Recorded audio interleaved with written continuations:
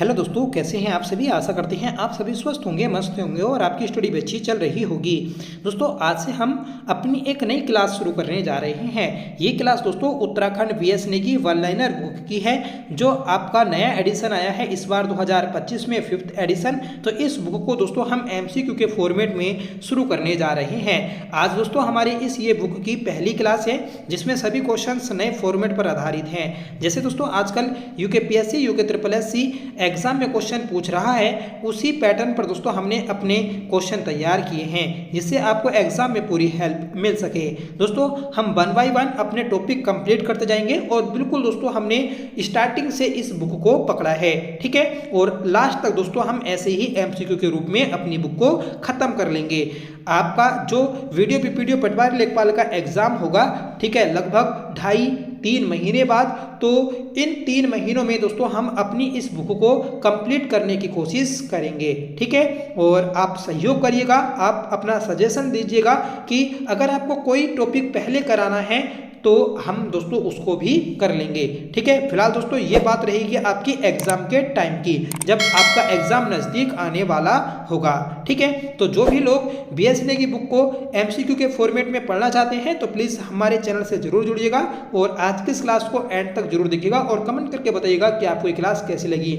I hope class आपको पसंद आएगी और पसंद आए तो प्लीज़ लाइक करिएगा, दोस्तों में शेयर करिएगा, ठीक है। तो चलिए फटाफट अपनी क्लास को शुरू कर लेते हैं। पहला क्वेश्चन रहेगा, बताइएगा कि निम्न में से कौन राज्य स्थापना से संबंधित सही कथन है। देखिए, राज्य स्थापना से संबंधित हमें सही कथन को चुनना है। पहला कथन है आपका कि उत्तरांचल राज्य का गठन 9 नवंबर 2000 को हुआ था। तो सही बात है, उत्तराखंड की स्थापना 9 नवंबर 2000 को हुई थी और ये दोस्तों भारतीय गणतंत्र का 27वां राज्य था, ठीक है। और जब इसकी स्थापना हुई तो यह दोस्तों पर्वतीय राज्य क्रम में 11वां राज्य स्थापित हुआ था, ठीक है। उत्तरांचल राज्य से उत्तराखंड नाम 1 जनवरी 2007 को किया गया, ये बात भी सही है। मतलब दोस्तों आपके चारों के चारों कथन सही हैं। तो आपका ऑप्शन डी करेक्ट हो जाएगा कि उपयुक्त सभी कथन सही हैं, ठीक है। याद रखिएगा, महत्वपूर्ण है।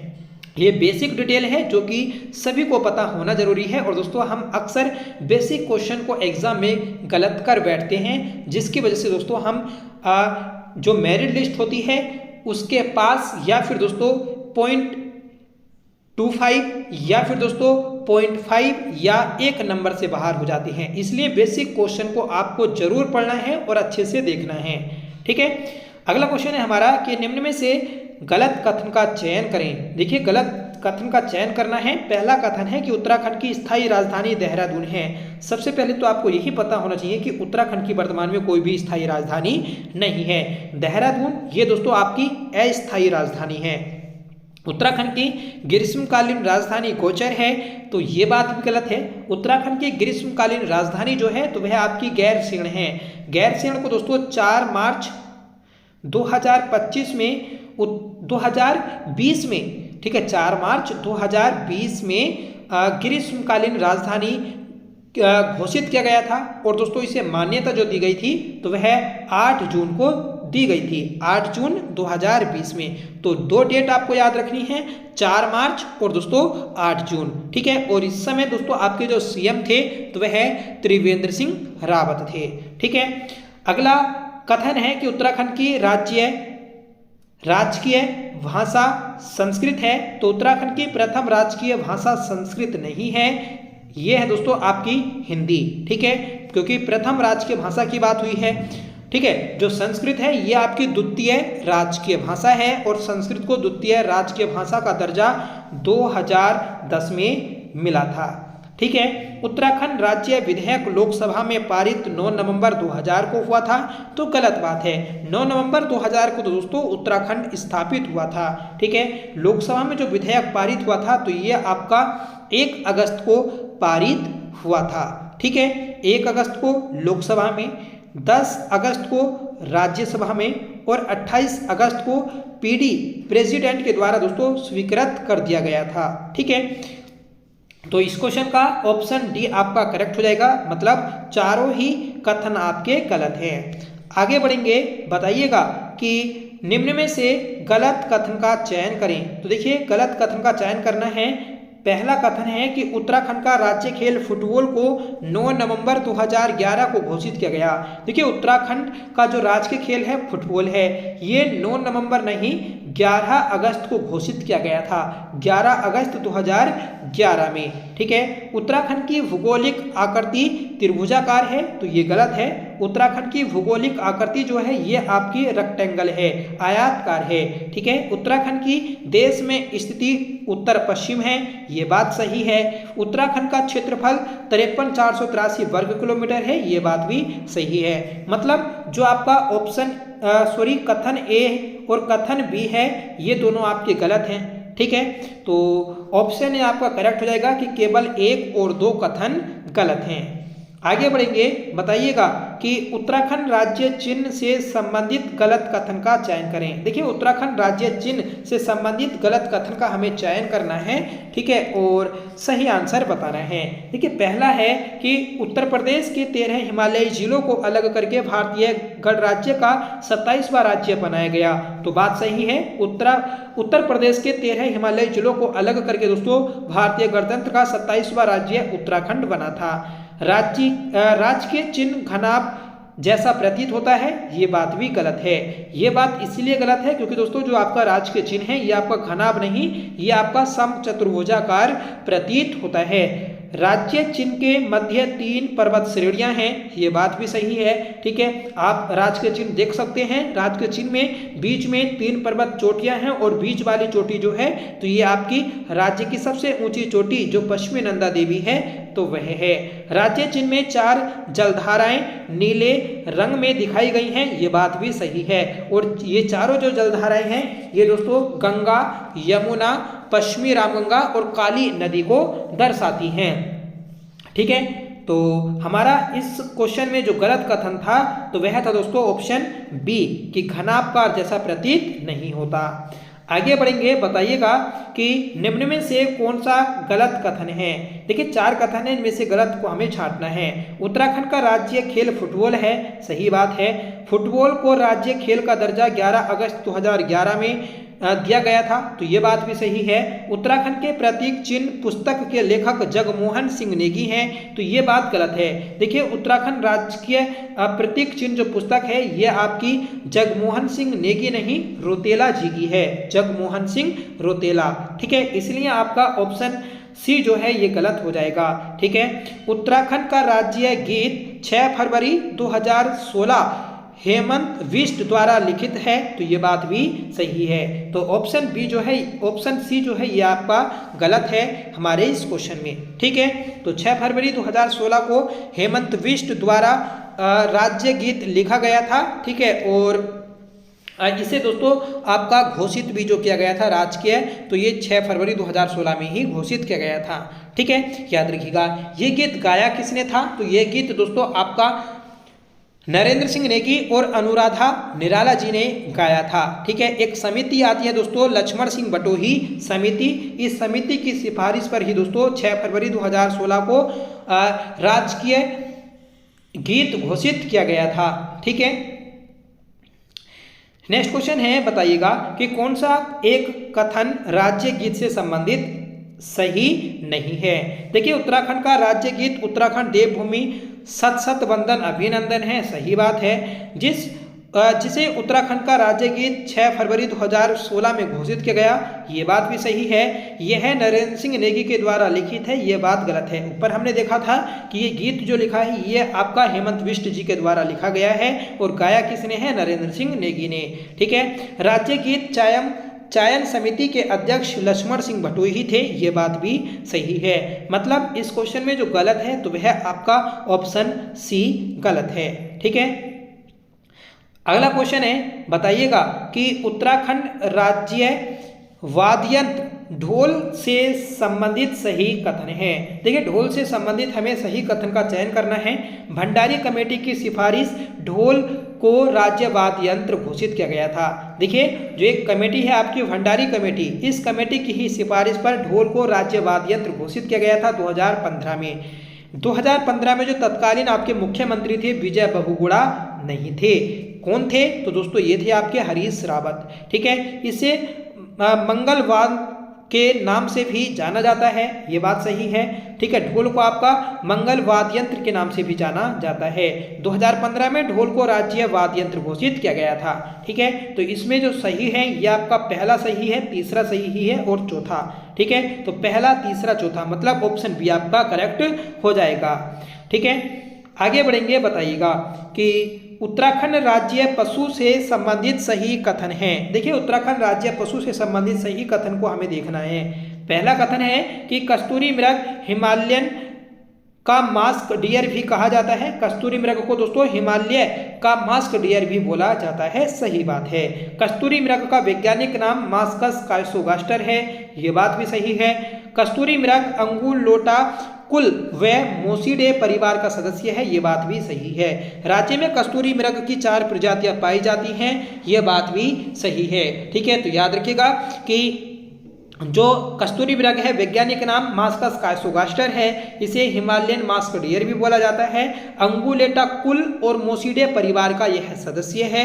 और हमारे उत्तराखंड में दोस्तों कस्तूरी मृग की 4 प्रजातियां पाई जाती हैं। ये 3600 से लेकर 4400 मीटर की ऊंचाई पर पाए जाते हैं। ठीक है, अगर आपसे पूछा जाए कि किस वन्यजीव विहार में कस्तूरी मृग सर्वाधिक पाई जाती है, तो अस्कोट वन्यजीव विहार में सर्वाधिक पाई जाती है, जिसकी स्थापना 1986 में हुई थी। ठीक है, और यह आपका पिथौरागढ़ में स्थित है।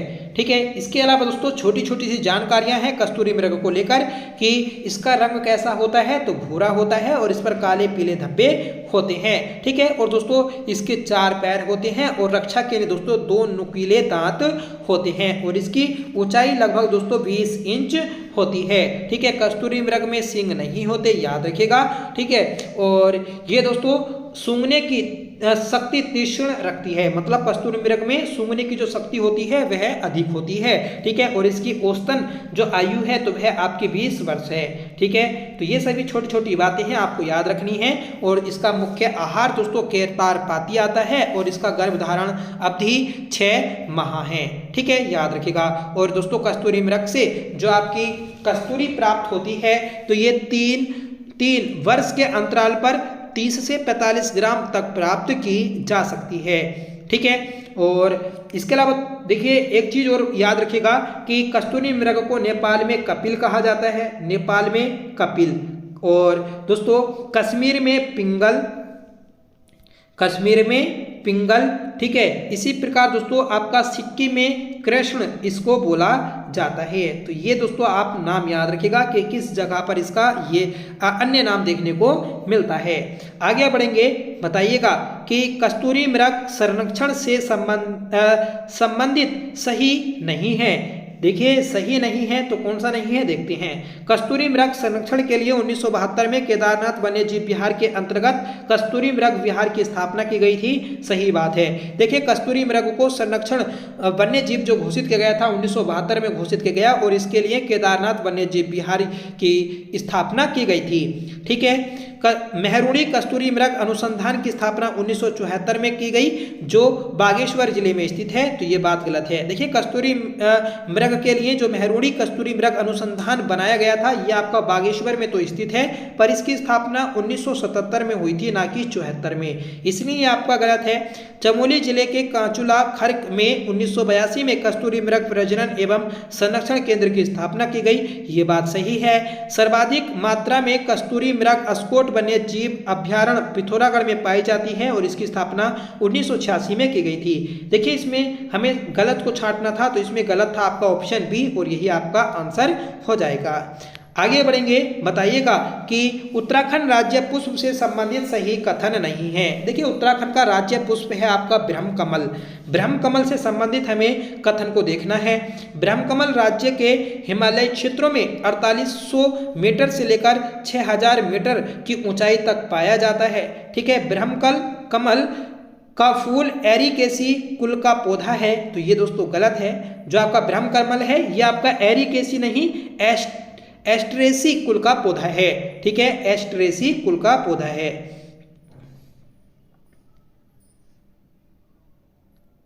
ठीक है, आगे बढ़ेंगे कि ब्रह्मकमल का वैज्ञानिक नाम सुसोरिया अबेलेटा है, तो ये भी सही है। और कश्मीर में ब्रह्मकमल को गलगल कहते हैं, ये भी सही है। मतलब पहला, तीसरा और चौथा ये तो सही है, जो आपका ऑप्शन बी था ये गलत है, तो इसलिए यही हमारा आंसर हो जाएगा। आगे बढ़ेंगे, बताइएगा कि नेपाल में ब्रह्मकमल को क्या बोला जाता है।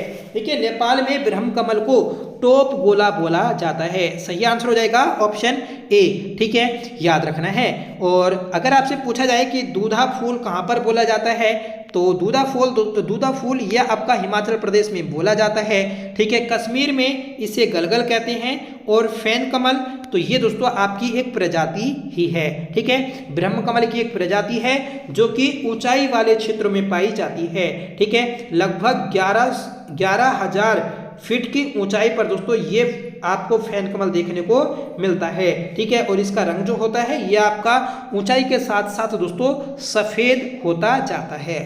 ठीक है, नेक्स्ट क्वेश्चन है, बताइएगा कि राज्य पुष्प ब्रह्मकमल की भारत में कितनी प्रजातियां पाई जाती हैं। देखिए, ब्रह्मकमल की भारत में 61 प्रजातियां पाई जाती हैं, सही आंसर है ऑप्शन बी।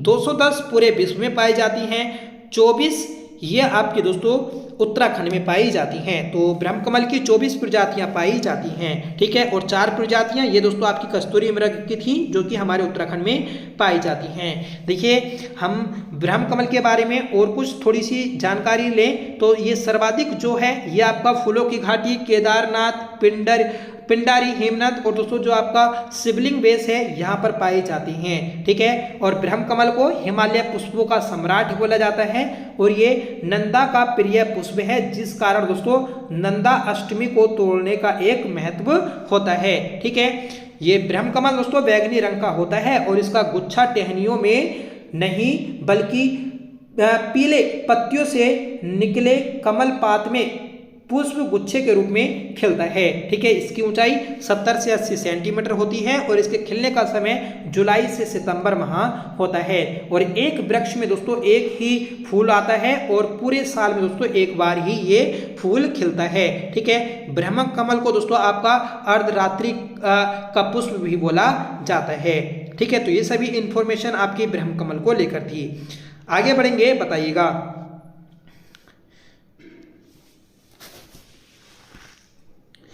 निम्नलिखित वाक्यों में से सही का चयन करें। देखिए, पहला वाक्य है कि मोनाल को हिमालय का मयूर कहा जाता है, सही बात है। इसका वैज्ञानिक नाम लोफोफोरस इनपिजेनस था, ये बात भी सही है। ये दोस्तों आपका मोसीडे परिवार का पक्षी है, तो ये गलत है क्योंकि मोनाल मोसीडे परिवार का नहीं है।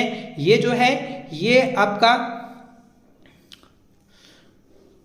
मोनाल जो है, तो मोनाल ये आपका आता है फ्रेंड्स फसियानिडे परिवार का। ठीक है, फासियानिडे परिवार का पक्षी है। ठीक है, और मोसीडे परिवार का कौन था, तो ये थी आपकी कस्तूरी मृग। ठीक है, अगला है दोस्तों कि सिक्किम में मोनाल पक्षी को चामदोंग कहते हैं, ये बात सही है। मतलब इसमें पहला सही है, दूसरा सही है और चौथा सही है, तीसरा वाला गलत हो जाएगा। ठीक है, तो इसलिए ऑप्शन बी आपका करेक्ट हो जाएगा कि पहला, दूसरा और चौथा वाक्य या कथन सही है। आगे बढ़ेंगे कि ब्रह्मकमल फूल के खिलने का सही समय क्या है। देखिए, ब्रह्मकमल के फूल का खिलने का सही समय जुलाई से सितंबर माह है, ऊपर आपको बताया भी था। ठीक है, अगला प्रश्न है, बताइएगा कि गलत युग्म का चयन करें या फिर गलत कथन का चयन करें। देखिए, वृक्ष 1500 से लेकर 4000 मीटर की ऊंचाई पर मिलने वाला एक अर्ध पतझड़ वृक्ष है, तो ये गलत है क्योंकि दोस्तों ये 1500 से लेकर 4000 की मीटर की ऊंचाई तक तो मिलता है, पर यह आपका अर्ध पतझड़ नहीं है, यह आपका सदाबहार वृक्ष है। इसका वानस्पतिक नाम दोस्तों रोडोडेंड्रोन आर्बोरियम है। ठीक है, और बुरांस एरिकेसी कुल का वृक्ष है, ये भी बात सही है। बुरांस के फूलों का खिलने का जो समय है तो वह आपका फरवरी से अप्रैल माह है, ये बात भी सही है। इसमें सिर्फ पहला ही गलत था, तो ऑप्शन ए आपका करेक्ट हो जाएगा। ठीक है, आगे बढ़ेंगे, बताइएगा कि फैन कमल का वैज्ञानिक नाम क्या है। दोस्तों, फैन कमल का वैज्ञानिक नाम आता है सुसोरिया ग्रामिनिफोलिया। ठीक है, तो ये आपका फैन कमल है। ठीक है, जो आपका कस्तूरा कमल है तो कस्तूरा कमल ये आपका आता है सुसेरिया ग्रासोफिफेरा, ठीक है। और सुसेरिया सीमेसोनिया ये जो है ये आपका दोस्तों ये भी एक ब्रह्म कमल की ही प्रजातियां हैं, ठीक है। अगला प्रश्न है, बताइएगा कि उत्तराखंड राज्य वृक्ष बुरांश को नेपाल में किस नाम से जाना जाता है। देखिए फ्रेंड्स, राज्य वृक्ष बुरांश को नेपाल में गुरांश के नाम से जाना जाता है। सही आंसर है ऑप्शन सी, ठीक है। देखिए बुरांश वृक्ष को अलग अलग क्षेत्र में अलग अलग नाम से जाना जाता है, ठीक है। तो जैसे आपका नेपाल में, तो नेपाल में आता है गुरांश, ठीक है। हिमाचल प्रदेश में इसको क्या बोला जाता है, तो हिमाचल प्रदेश में दोस्तों इसको बुरांशो कहते हैं। विली ये आपका दोस्तों कनाडा में बोला, कन्नड़ भाषा में बोला जाता है, ठीक है। और बुरांश तो दोस्तों आपका उत्तराखंड में बोला जाता है, ठीक है। तो इस क्वेश्चन का सही आंसर है ऑप्शन सी, ठीक है। आगे बढ़ेंगे, बताइएगा कि वृक्ष के खिलने का सही समय क्या है। फ्रेंड्स, वृक्ष के खिलने का सही समय आता है फरवरी से अप्रैल के मध्य, तो ऑप्शन सी आपका करेक्ट हो जाएगा, ठीक है। आगे बढ़ेंगे, बताइएगा कि राज्य तितली वुली वेडेंट पिकॉक के बारे में सही जानकारी दे। देखिए ये जो तितली है आपकी 7 नवंबर 2016 को इसे राजकीय तितली घोषित किया गया था, ठीक है। और इसका जो आपका वैज्ञानिक नाम था तो ये आपका आता है वुली वेडेंट पिकॉक, ठीक है। सॉरी, पेपिलियो वाइनर आता है इसका वैज्ञानिक नाम, और इसको कॉमन पिकॉक तो दोस्तों हमारे यहाँ पर बोला ही जाता है। और इसका अन्य नाम आता है लोग मोर, तो लोग मोर आप खासकर याद रखिएगा, ठीक है। उत्तराखंड की राज्य तितली का संशोधित नाम बुली वेडेंट पिकॉक है, ठीक है। बुली वेडेंट पिकॉक का वैज्ञानिक नाम दोस्तों पेपिलियो वाइनर है, याद रखिएगा। तो इसमें पहला, दूसरा और तीसरा तीनों कथन सही है, तो ऑप्शन डी आपका करेक्ट हो जाएगा। आगे बढ़ेंगे, बताइएगा कि राज्य में बटरफ्लाई पार्क की स्थापना कब की गई। सबसे पहले ये आपको पता होना जरूरी है कि बटरफ्लाई पार्क है कहाँ पर, तो ये लच्छीवाला देहरादून में स्थित है, ठीक है। लच्छीवाला देहरादून में दोस्तों बटरफ्लाई पार्क की स्थापना 2016 में की गई थी, तो ऑप्शन डी आपका करेक्ट हो जाएगा, ठीक है, याद रखना है। देखिए हम ब्रांच वृक्ष के बारे में और थोड़ी जानकारी ले तो इसे संरक्षित वृक्ष जो घोषित किया गया था तो 1974 में घोषित किया गया था, इस चीज को याद रखिएगा। मोनाल पक्षी की पहली बार जो गणना हुई थी तो 2008 में हुई थी, याद रखिएगा। और 2008 में मोनाल पक्षी की संख्या 919 बताई गई थी, ठीक है। और वन्य जीव संरक्षण अधिनियम 1972 में 6 अनुसूचियां हैं, जिसमें से मोनाल को अनुसूची नंबर 1 में रखा गया है, ठीक है, याद रखिएगा। और मोनाल का जो प्रिय आहार है तो वह आपका आलू है, याद रखिएगा। और एक बात और याद रखिएगा कि जो आपका नर मोनाल होता है तो इसके सर पर मोर की भांति कलगी होती है, और ये अपना दोस्तों घोंसला नहीं बनाता है, ये चट्टानों या फिर पेड़ के छेदों में दोस्तों अंडे देते हैं, ठीक है। और इसमें सबसे महत्वपूर्ण बात यह है कि जो मोनाल है ये आपका 2500 से लेकर 5000 मीटर की ऊंचाई तक पाया जाता है, ठीक है।